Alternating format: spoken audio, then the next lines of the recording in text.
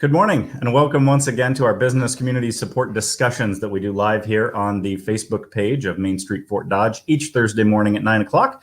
And we also have them on the Alpha Media YouTube channel as well if you want to catch them there. They are a live and interactive show. So if you happen to be on Facebook and catch us, make a comment. We'll see that and you can interact with the show as we go along. We've got a great show lined up for today, but let's bring on our regular contributors, the folks that make this happen every single week. We have Cheryl O'Hearn with Spin Market Plus Digital. Good morning. Good. Happy Thursday. Happy last Thursday of March, everybody. Can you believe that we're like through the first quarter almost? No. And I bring that up to my clients and they go, what? And they go, yeah, right. You realize that in a couple more months, we got to start thinking of 2022. And they're going, what? What? Yeah, we're spinning right through it. It's crazy. Well, let's also bring on Chris Patrick with Main Street Fort Dodge. Good morning, Chris. Good morning. How is everybody? Happy spring, right? Yes. Yeah. Happy spring.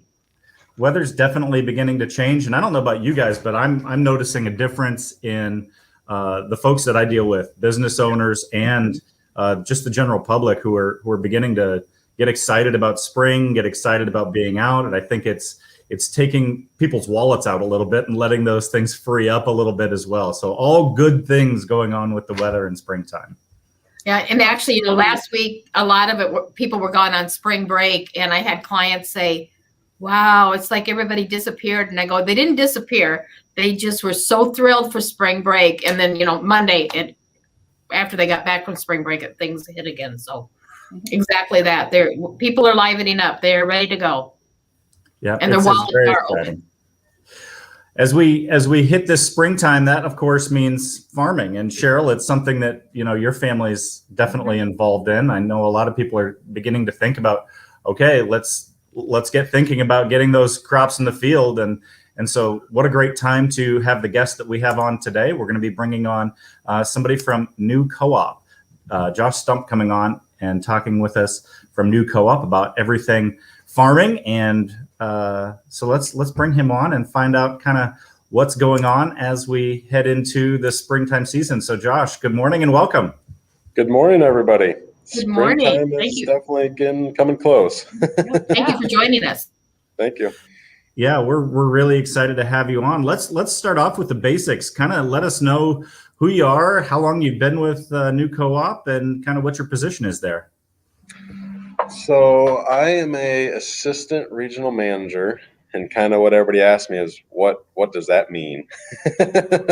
And I'm kind of the fill in the gaps kind of guy for my region that I'm in. And that could mean I'm out helping the guys with the scoop shovels, or I'm helping kind of a project manager type stuff, handling different projects, getting guys going on different projects, and kind of managing that side of the stuff. I've been with New Co-op for a little over a year now. I grew up in the Fort Dodge area. I went to high school at St. Ed's, born and raised on a family farm down by Otho. Went to Iowa State for 4 years, got a degree in egg business, returned back home to the family farm operation, did that for 7 or 8 years. Then due to some complicated family stuff, kind of decided I wanted to go my own path, and that's where I am today. Happens a lot in family businesses, to say, there's a lot of dynamics that go into that. Yes, it's never a simple, easy equation, and there's a lot of variables, and yep. Yeah, for sure. Well, let's talk a little bit about your territory then, because you said you're an area assistant manager with New Co-op. You kind of have a territory. So what's the territory look like for you? The territory I am in stretches from Pocahontas, Western Calhoun County, and then Carroll County. Okay. So I think there's 5 or 6 different locations that are in our territory. Yeah. And I kind of bounce around between those as needed, basically. Yeah. And you may have said this. When did you actually start with them? Been the beginning of last year. Okay. Yeah. So welcome aboard COVID. Yep, exactly. Pretty much, yeah, right before all that stuff started hitting. Yeah. So tell us what that looked like. Tell us what it looked like I mean, you must have been excited, new job, just coming in, kind of getting your feet wet, and then you're slammed with something that nobody's prepared to deal with. So walk us through that. Well, how did that happen? Yeah, I mean, I think we were kind of in the same boat that every other business was, just kind of rolling with it and flying by the seat of our pants, figuring it out as the situations came up. I mean, everybody, I think, kind of hoped that COVID wasn't going to go through their office or wasn't going to have any effect on them, but then eventually it does, and you just kind of handle the situation as it comes up. I'd say we were probably extremely fortunate it hit when it did, because it was kind of during the middle of the spring season for us. So a lot of our guys were already kind of segregated, working on their own stuff. It's not like, take our applicators, for example. During the springtime, pretty much they're in their machine 12 hours a day, and they only interact with the driver, the tender driver that's delivering their product to them out in the field. And that's the only interaction they have. So kind of when things really were hitting hard last year, we were pretty fortunate to have everybody spread out enough that it didn't have that big of an effect on us. Sure. What precautions did you guys see in this, especially coming down from, new cooperative? They must have said, okay, here's how we're going to deal with this. What sort of procedures and things like that did they put in place? Probably the biggest thing, like every other business, was require everyone to wear the mask when they're coming in the offices. Try to limit the foot traffic of people coming in, just kind of essential business. Usually in where our locations are in the small towns, the elevator is kind of a hangout spot for farmers. We always get a pretty steady coffee crowd. And I'd say, honestly, that was probably our biggest hurdle, was to try to break that habit of having the farmers come in every morning and kind of try to say, guys, hey, you can't be coming in here for your guys' benefit, because some of them are older in that high risk category, and for our own employees' benefits. So that was honestly probably, as silly as it is, that was probably our biggest hurdle.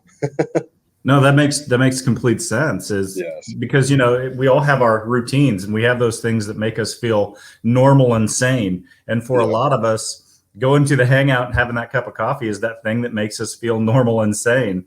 And it might be just that thing that has to be changed because of it. So I totally get where you're coming from on that. Yeah. And every location kind of handled the situation their own way. But kind of what I can speak for in Palmer, what we did is we took the coffee machines out.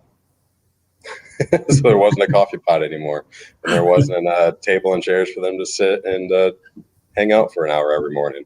So and still, even at that point, they would still kind of come in and want to stand around and chit chat. And it's kind of like, okay, guys, we need to kind of do the right thing for everybody's benefit here.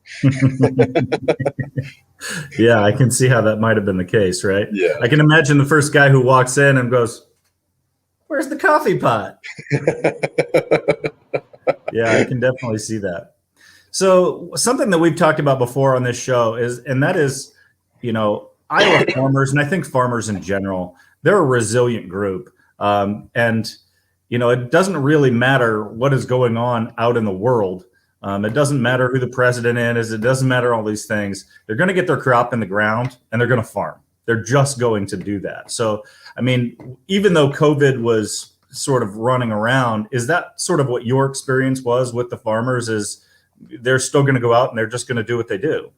Yeah, I mean, it didn't disrupt our service on any side, didn't slow them down at all. Like I said, I mean, same thing with them. They were out in the field working 12, 14-hour days also. So it really, nothing missed a beat in the world of ag. Yeah. Well, let's talk a little bit about the other thing I guess there's two other things last year that were really on the minds of farmers. One of those was drought. Iowa, especially our area, really experiencing some drought. So talk to us about what the effects of that were, and the folks that you talked to, what were they seeing? The biggest thing was lower yields. I mean, I think it definitely had a bigger effect than what everybody thought it did, kind of going into the harvest season, and also lower than what kind of the USDA projected to. And those numbers have been slowly catching up to the effects of that, which in cause has been raising the price of commodity prices. And that's been a big benefit to farmers. 'Cause I think October of 20, the corn price was $3.80, and today it's $5.43. That's $1.60 a bushel swing. That's a very significant amount. Nobody really saw that coming. And for beans, it was $10 last October, and today it's $14. Yeah. That's a big move, and that came about because of lower yields, higher demand, etc. Yeah, that's really interesting, especially when you consider some of the the foreign trading that had slowed during that time period. Yep. And that foreign demand is coming up now too, and that's increasing demand or in ending stocks. All that stuff is playing a big effect. Yeah, that's great. The other thing that certainly on the minds of folks as we were heading into last year, or at least for some folks, was the derecho that came through, knocked a ton of corn over.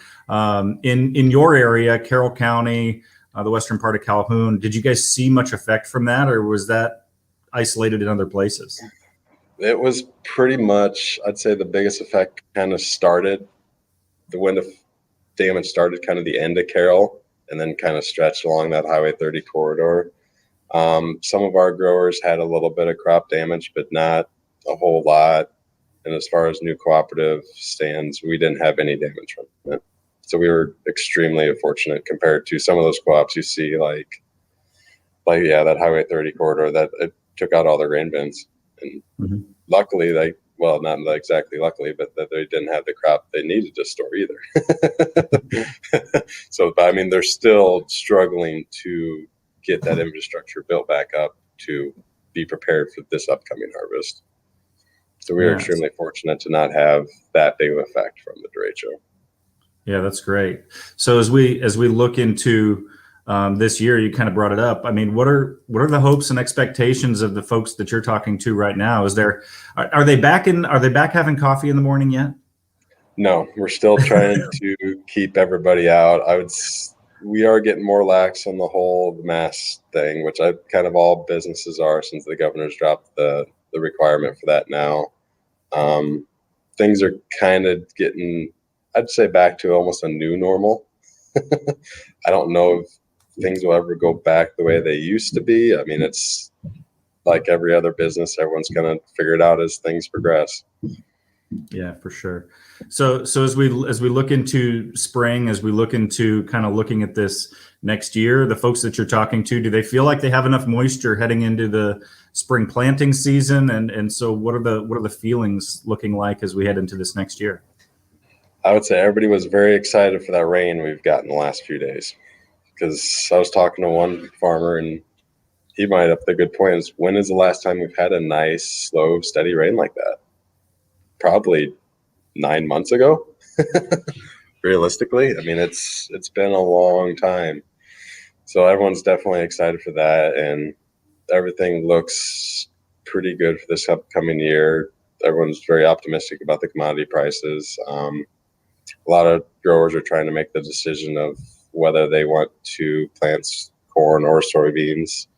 There's a lot of guys that have been kind of traditionally going corn back to corn rotation just because of the demand of ethanol plants. But now a lot of guys are weighing soybeans because of the prices. So a lot of variables in place, and everybody kind of has their own way of doing it and their own way of making everything work. Sure. Well, as you take a look at, obviously that there's a lot that's going into it, but I've got to think that, you taking this position has got to be an interesting one. And the reason I say that is because you're not new to the industry. You're not somebody who, lived in the city and then just went and got their agricultural degree. You lived on the farm and you worked on the farm for a number of years. How does that play into your role day to day with your job there at New Co-op? It's definitely allowed me to hit the ground running, which kind of enabled me to get the position I have. Just because of my background, I have experience with the application side of stuff, with the grain side of stuff. It was a very good fit for me, and super excited to have this opportunity that New Co-op was able to offer. Yeah, and it's great that you're there at a time when you're certainly needed, because it is a time when we're taking a look at things and doing things in a different way maybe than we have in the past, and so to have somebody a little bit newer to that position and able to maybe see things that haven't been seen in the past in a different way has got to be helpful. Mm-hmm. Now, as you said, you sort of do I fill in the gaps thing, so that's got to make for an interesting a week for you, because it doesn't sound like you're doing the same thing every day. No, there's some days where I'm a clean cut office person, and there's some days where I'm a mechanic covered head to toe in grease and oil.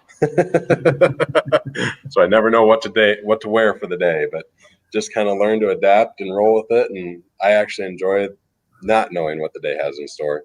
Just sounds like a typical farmer story. Exactly. To be 100% honest, it's not really, for me, it hasn't been that much different than what I was doing on the farm previously.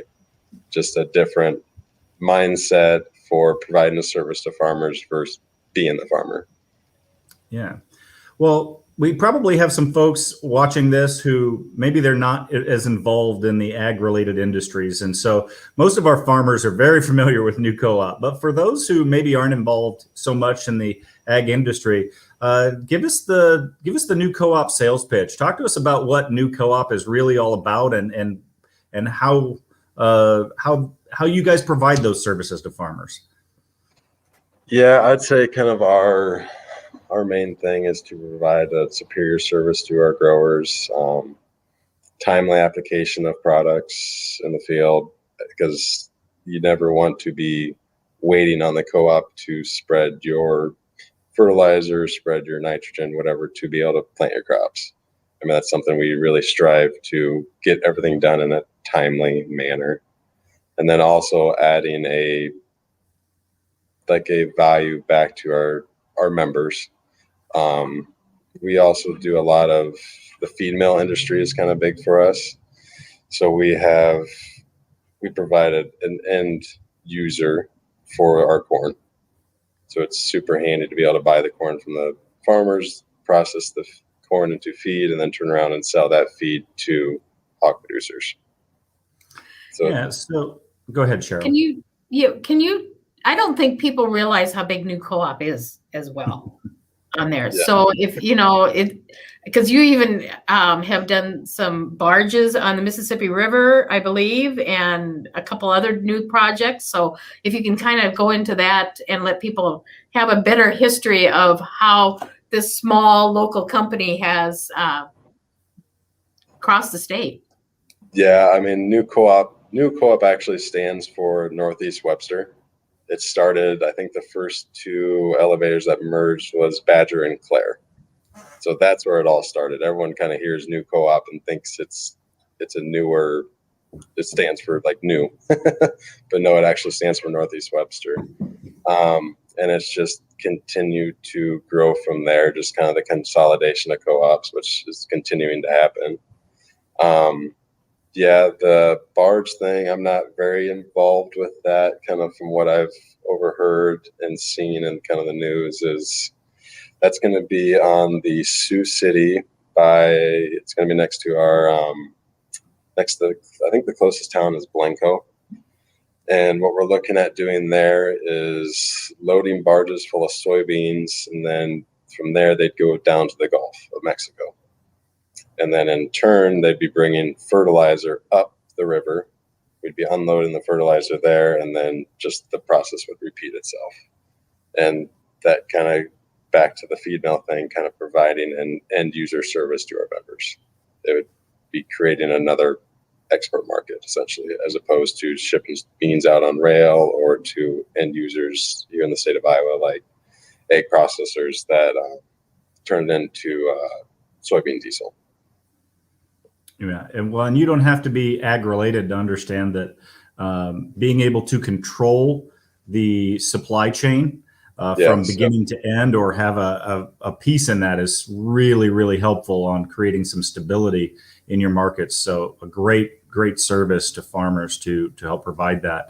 I am really interested because you were talking about, the farmers, they're trying to figure out, do I plant corn? Do I plant soybeans? What am I doing with that? But the cooperative really does have sort of, I guess, a vested interest in a lot of ways in ensuring that you are able to meet the demand of these things that you're talking about. So how does that balance play out when you've got farmers who are making the best decision for their farm, but yet you guys are working contracts sort of on the back end to provide that end user with enough product? So what's that balancing act look like? And are you guys sort of talking with farmers to go, yeah, we might need more soybeans, we might need more corn, that sort of discussions? Do those happen?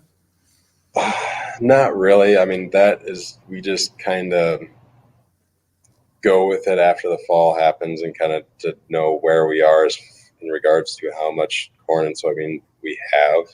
So, I mean, a lot of like the ethanol plants, a lot of farmers are getting to the point where they're able to haul their grain directly to them.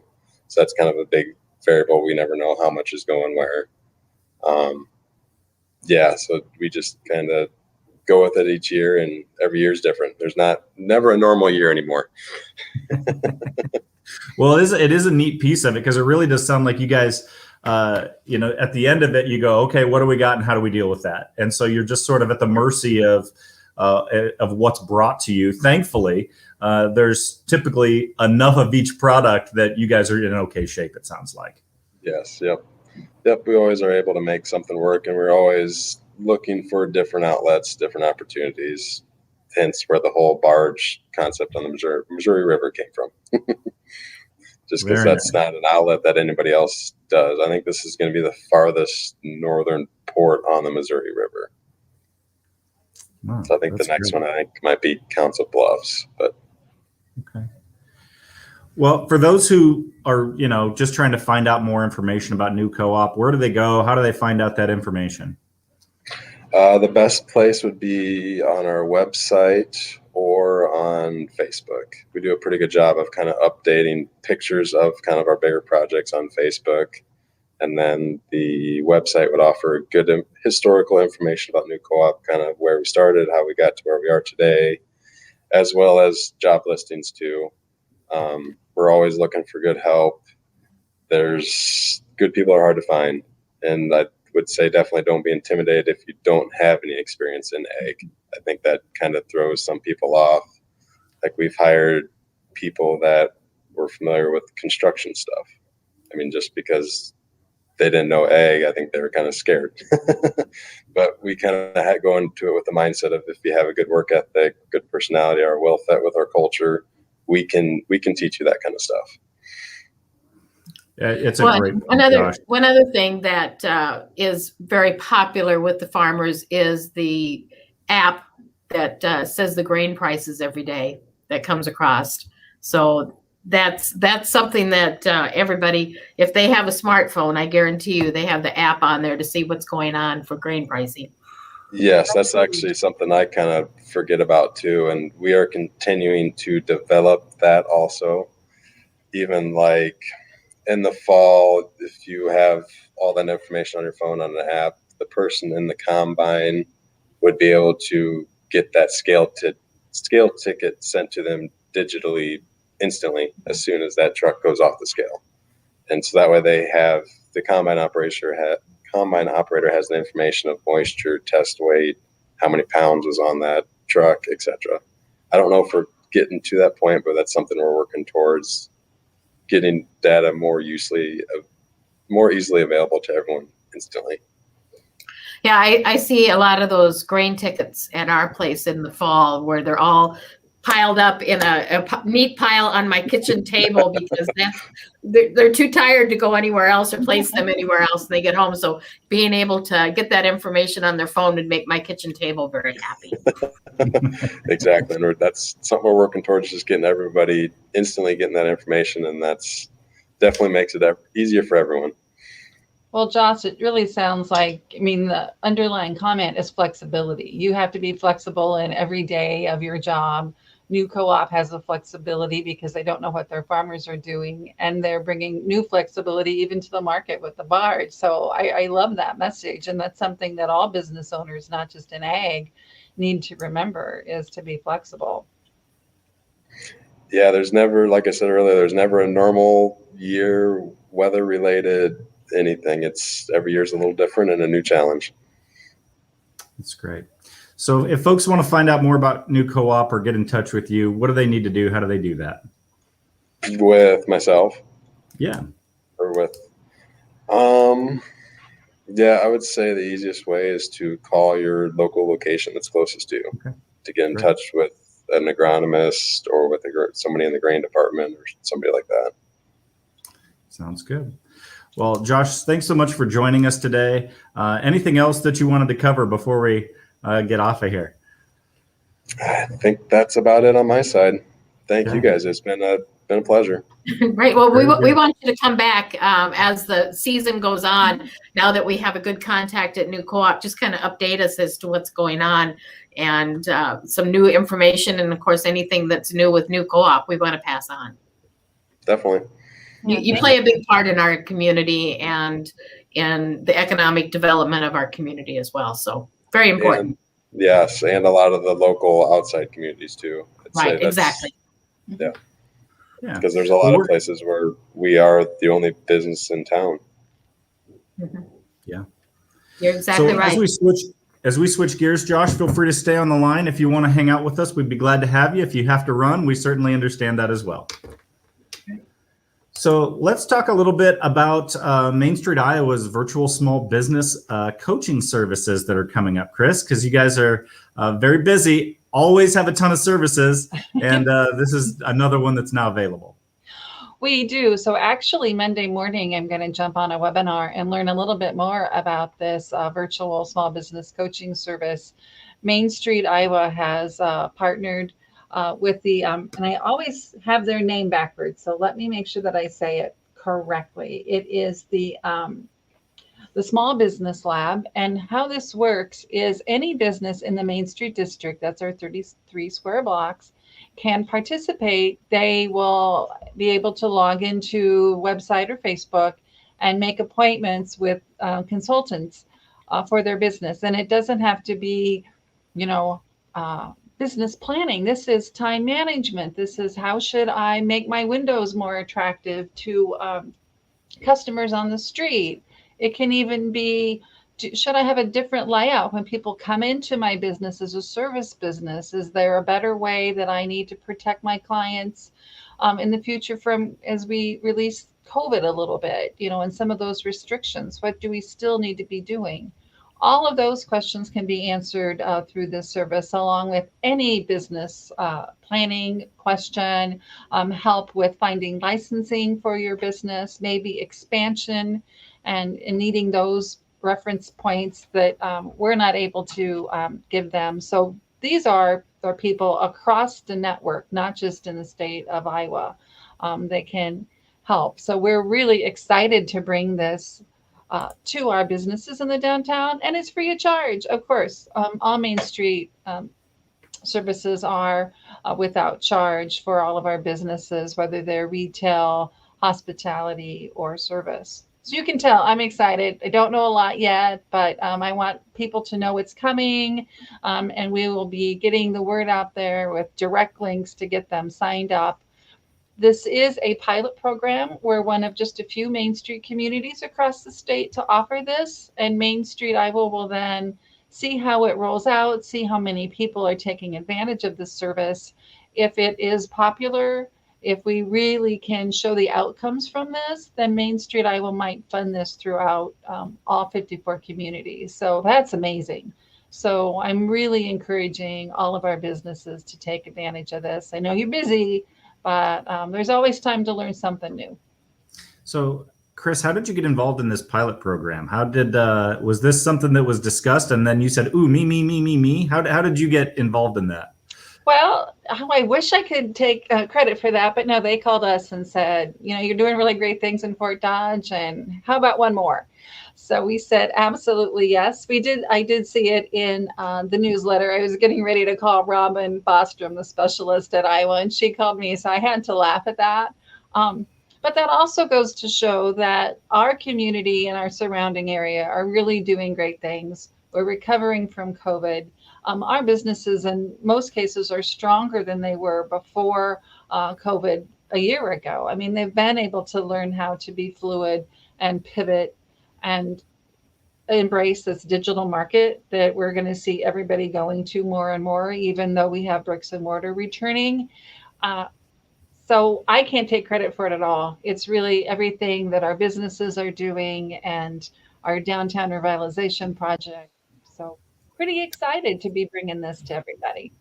Well, and you brought up a good point, Chris. What you're saying there is what people are asking, because they know they need to embrace this new world, digital world. Digital isn't new, but it's new to them, and it became more important in the last year. And so those are things that they're having questions, and they need assistance. And who's better to help them than people that are actually in those areas to mentor them and show them exactly what's going on and give them some options on those things. Well, that's right, Cheryl. And the nice thing about this program too is, we're 25,000 people, so we're a fairly big Main Street community, one of the bigger ones. But then you're looking at Centerville, which is 12,000. You're looking at a town like, Sheraton, which would be 43,000 people. All of these communities can take advantage of this, and it's going to look different for each of those businesses and each of those communities. So to really encourage the state to offer this kind of programming to help businesses recover is, it is so important. It's vital. So I'm really glad that we're on the ground floor. Very good. I want to get to this small business day, but I'd love an update. Since I've been gone for a couple of weeks, Chris, I would love an update on how our, let's just call it our mini Shark Tank downtown went. I haven't heard the results of this yet. So how did that go? Oh my gosh. Well, I guess we need to do a drum roll again. No, we did send out a press release, but we had two really great contestants. Cheryl O'Hearn was one of the businesses, been marketing and digital, to increase her footprint to help her businesses grow through more computers, software, was her pitch. And then we had River Hops, which is Ron Grebner, and that's the brewery here in downtown Fort Dodge. And he's looking to expand his canning, also his outdoor seating area, and his digital footprint. And because there would be a lot of feet coming into the downtown, into the brewery, our adjudicators did award him the $250 local prize, and he will be moving on to the state contest. And that state deadline is March 31st. He'll be submitting a 5-minute video with his pitch, which was really cute. He had his lederhosen on, and he's striding into the brewery looking for Bach. So that's a kind of beer, by the way. And it's not music for him. To me, it's music. Anyway, so a really cute little video. And then we are pumping up his application to help him move on to the regional round, which he could win $8,000. And the final prize in the statewide competition is $28,000. So really great Shark Tank kind of contest. And Ethan Becker from Fort Dodge, was a finalist with $18,000 last year. Well, and they deliberated an hour and a half? An hour and a half. It was a point and a half apart. It was so close. So Cheryl, you should be so proud of yourself. I just don't create enough foot traffic. My foot traffic is a little bit different than what he's going to create. And that was really the difference. Exactly. So both really strong businesses. And again, we're here to support both of you and however we can help. So yeah. So that was the little update on that. Thanks for asking. Yeah. All right. Well, let's talk about Small Business Day that's coming up in just a few weeks. All right. So the Main Street America Conference, which is going on in April. I want to make sure I've got the dates right. I believe it is April 13th through the 15th. The very first day is all about small business, and they were giving away free registration to all small businesses for that day. And I do believe that ended just the other day. However, if businesses still want to be part of this national conference, please reach out to me and let me know. And there might be some scholarship type things left. I'm still looking into that. We have 6 people from Fort Dodge going for the 3-day conference. Again, it's a virtual conference this year, but so excited to be able to offer those 6 people those free registrations. And then we've got another handful, 6, 7, 8 people from other businesses that are just attending that first day of the conference. So if you're still interested in that, give me a call and we'll see how we can set you up. Great. Very cool. And there we go. See, we're never done. I mean, just when you think I'm going to take a breath, I don't. So we have our egg hunt going on in the downtown. It's our extravaganza. And so this is a real simple concept. There's no money involved. There is just a matter of a fun family event, getting out and seeing what's in the downtown. So we have asked all the businesses, whether you're a service business or a retailer, as long as you got a window, we ask that they color an egg and put the egg in their window. It's a perfect time for people to get out, walk in the downtown, and take selfies and post them on our Facebook page with these eggs. Of course, you know, there's signage on those windows and there's cool things inside those businesses. So we anticipate those families coming back downtown to shop and to really realize what all we have in the downtown. So we're still, you know, 272 commercial buildings in the downtown with over 200 businesses downtown. So an incredible opportunity to see what's going on and take advantage of looking at the new clock tower on the county courthouse. It is amazing, so beautiful. And the downtown revitalization project with all those new storefronts in the 11 and 1000 block of Central Avenue. Well, I learned a new term yesterday, Chris, and putting the eggs in the windows, I think definitely applies. And the new word is Instagrammable. And so There you go. Yeah, so let's put those eggs in the windows and they can be Instagrammable windows. There you go. I love that. Exactly what they are. I need to, I'm going to put that word in my vocabulary instead of selfie. Yeah, it's Instagrammable. I think Cheryl probably enjoys that too. She might have coined it. I don't know. I just heard it for the first time yesterday. I wish, but yeah, nope, I didn't coin it. But isn't it amazing the different words that are coming up now on the digital? Who would ever? I actually saw a thing today on selfies because people complain how ugly they look on a selfie. Well, it's because we need to have 5 feet of arm reach, I guess, in order for us to look right. And most of them are done 12 inches. So that's why your nose looks so big. I learned that this morning. I thought that was, one of those little tidbits of taking selfies and why everybody complains how bad they look. There you go. Well, I learned two new things. Yeah, go ahead. She said she learned 2 new things now today. Oh, yeah, okay. So, dun, we find out year in review coming up next week. Is that right, Cheryl? Yes. Well, it's our 1-year anniversary. Can you believe that? We just, to me, it's amazing. It's been a very, very growing year in a variety of things. Isn't that appropriate for new co-op today? But 1 year ago, we kicked this off, and it was, I think, in about 2 weeks we said this is what we're thinking of doing, and we're only really thought that it would be just during COVID and 2-3 months of it maybe, and here we are 1 year later. So there's a lot of things that have happened over the year. I think we can have a great program just talking about it and going through our guest speakers as well as and visiting about some of the things that they've seen and the changes that we've seen in the year. And the comment about it's hard to believe it's already the end of March and we're into the second quarter starting next week. Yeah, that's right.